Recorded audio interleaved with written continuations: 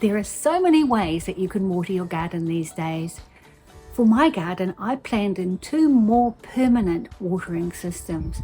One that collects rain from the roof and saves it in a 2,000 litre water tank, and the other which also collects rain but uses it in a bed called a wicking bed for my vegetables. Come and I'll show you what I'm doing. The first is my rainwater collection system. My wonderful builders found this and thought Carol would just love it. They were right. So as you can see, it comes down from the roof. See the roof? Yeah, down from the roof, collects into here. This can be a very decorative wall. I do need to make a few more adjustments to it. And it can go into an overflow system here. Today I'm going to refresh what's been in these growing boxes for a little while, and plant some plants that will survive over winter and give a wonderful spring show, especially for the Rotorua Festival of Gardens coming in November this year, which is our spring. So one of the problems I had initially with this system was that I had never worked from a rainwater system before. I was just used to turning on the tap, letting the garden get watered and turning it off when I was satisfied. But this is a tank that has a limited capacity of 2,000 litres, and in the hottest periods of the year when I wanted to use it where there's no rainfall, I ran it dry more than once. So I had to be careful about exactly how much I used and exactly where I wanted to use it. In the end, I decided the best use for the water from the rain was to use it on the smaller plants I was just establishing and any food crops that I wanted to have highest health, because I'm trying to get the greatest amount of microbial life in the soil by not adding chlorine, which kills off microbial life, would you believe? And that's what I learned from having a 2,000 litre water tank. Just have to adjust your expectations. It does have a pump, so it keeps up a constant pressure, and it's been plumbed into areas of my garden.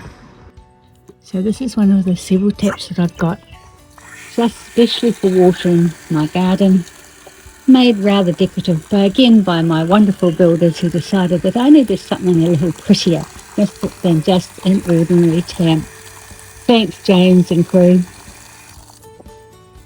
The reason I favour rainwater to water my plants is it has not been chlorinated and been no chemicals added, so that there's no problem with growth of my plants. So here's another one right beside my worm farm, which I can water it down, and my homemade fertiliser bucket, and it goes into the taps and onto the garden when I remember to keep it nice and healthy. Those who may have been following these videos for a while will recognise this scene, but tucked away in here I do have yet another rainwater system, rainwater tap. Now I have I've got far too many taps for the garden, and actually not for the garden though, for the size of the rainwater tank. It just didn't do all of the watering I wanted to do all at once, and I soon emptied it. So I need to be cautious about what I water and when. Yes, I do have the town water tap for general watering for the plants that are really established, but I'm more concerned about having water from taps from my little seedlings when I'm trying to feed their growth and feed their microbial soil life. That is important to get plants healthy. And here's one other disadvantage of the design of this tank. It doesn't automatically water. I have to turn on the tap myself, and it's been plumbed into the outside. It doesn't use the water from inside the tank, which seems strange. So here it is, all plumbed in. I'll show you in a minute how it looks while it's turned on. I turn it on in a reasonable pressure. Yes, I could have it on an automatic timer if I wanted, but that takes a while to figure out how to do it exactly. This hasn't quite been part of my priorities just yet. So a little bit of water comes out, but after a while they feed from the top down a bit further to the bottom. There should be some dripping we're seeing starting now. There we go, which feeds the next one down and the next. And then if I'm very good, I've positioned a pot plant right underneath, something that just needs a little bit of water from time to time to keep it going. The issue about where it's positioned is this is on the south side, the coldest side in New Zealand, or the southern hemisphere I should say. So it doesn't grow that well over winter. And my issue now is to figure out exactly what plants I'm going to put in here that will overwinter and come away really beautifully for spring growth. So I thought that maybe this would be my nursery place as well, but a bit chilly to really call it a nursery. Still working this one out. No doubt there'll be a further video in the future once I have. Stay tuned. Next up are wicking beds. A wicking bed is a plant irrigation system used in low rainfall countries where water is scarce. It was devised by an Australian inventor, Colin Austin. Wicking beds can be used in large or small scale gardens, but it is important to have a thin barrier such as an agricultural cloth between the top of the water reservoir and the bottom of the soil to stop the soil particles blocking the water.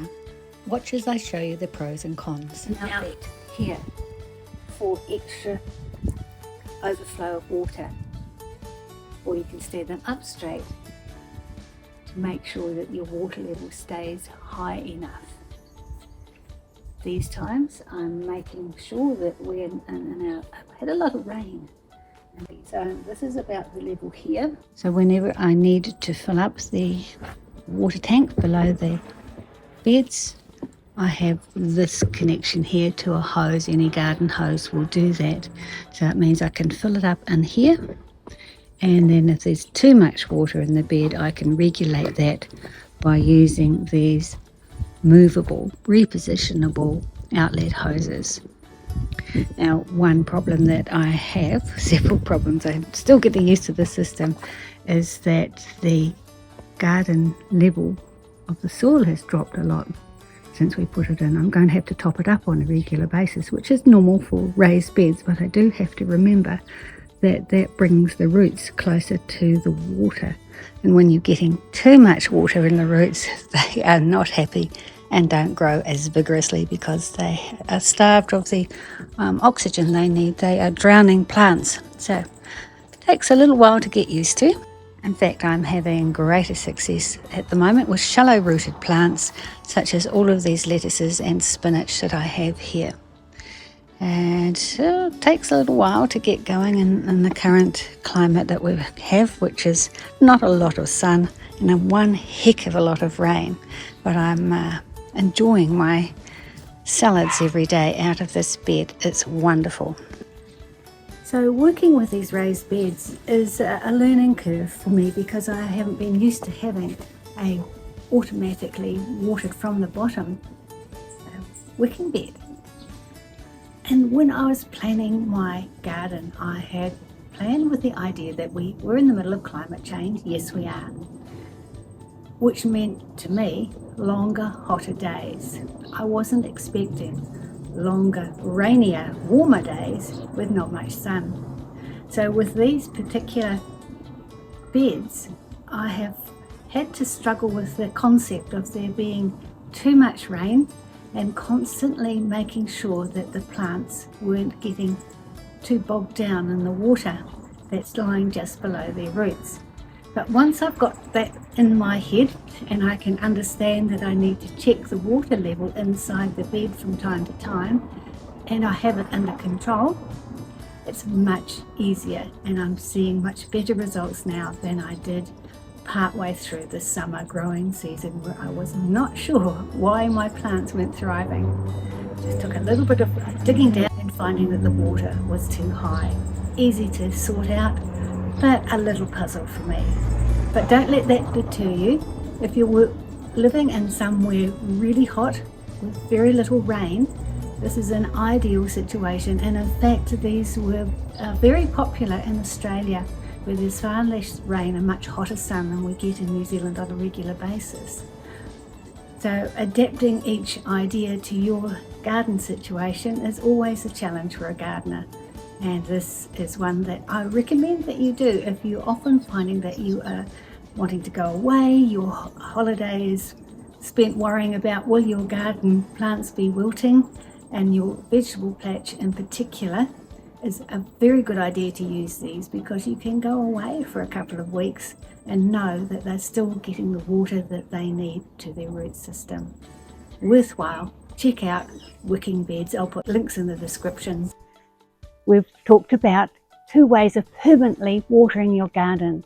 One is the wicking beds and the other is the rainwater collection.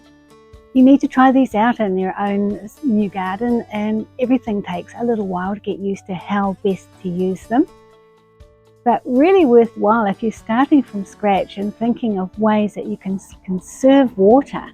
This is a wonderful way to go about making use of what we naturally get from nature, rainwater, coming to your garden, collecting it, making use of it before it goes down the drain. Why wouldn't you use natural resources that we get from the sky?